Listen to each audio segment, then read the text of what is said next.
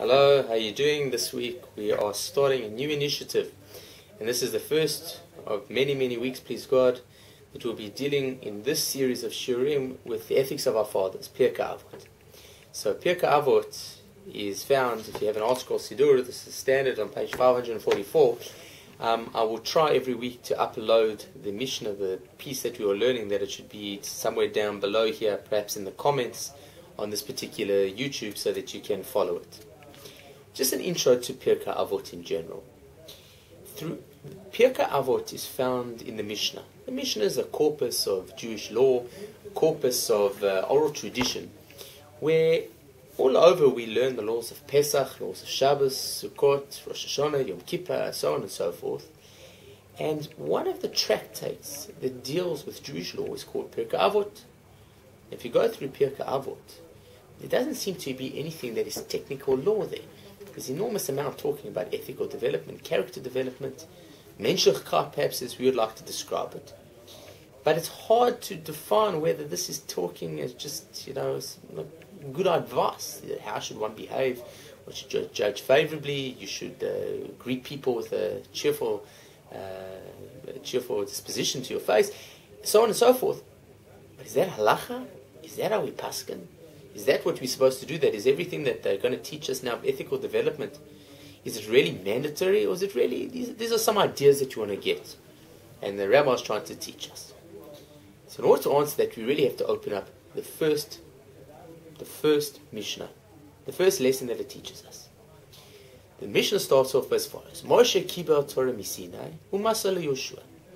Moses received the Torah on Mount Sinai, and he passed it on to Joshua.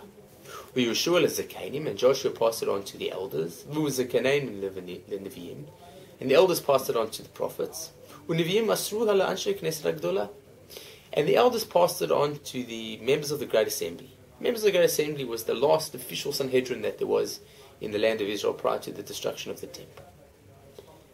It's a fascinating intro because it's telling us the tradition and the shalshelet, the chain of tradition, and how the tradition of Torah was passed on from generation to generation, from Moses to really almost to the present era. Why here? Surely if the rabbis want to teach us such an idea of how we got the Torah, the best place would be at the beginning. Beginning when you start in the first tractate, the first volume, which is Brachot, where you learn about the laws of blessing, agricultural laws and so on. That would be the best place. Pirkei avit is already 2/3 through the Talmud. 2/3 through the Mishnah. So our rabbis teach us, this is brought down in the name of avit1.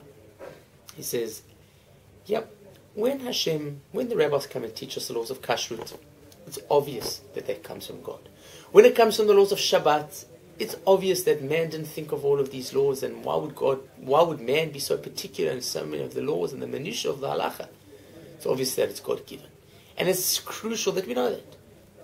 But when it comes to ethical development, when it comes to being a mensch, so perhaps you might come and think, as we had originally thought, maybe this is just good advice. Maybe as the Mishnah comes to say, don't judge people you have to judge people favorably. Don't rush to conclusions. Don't try to appease people when they're angry. You should have low self-esteem issues. Maybe all of this is just character development. It's good advice. It's a self-help book that if you really want to be a mensch, this is what you follow. But it's not mandatory.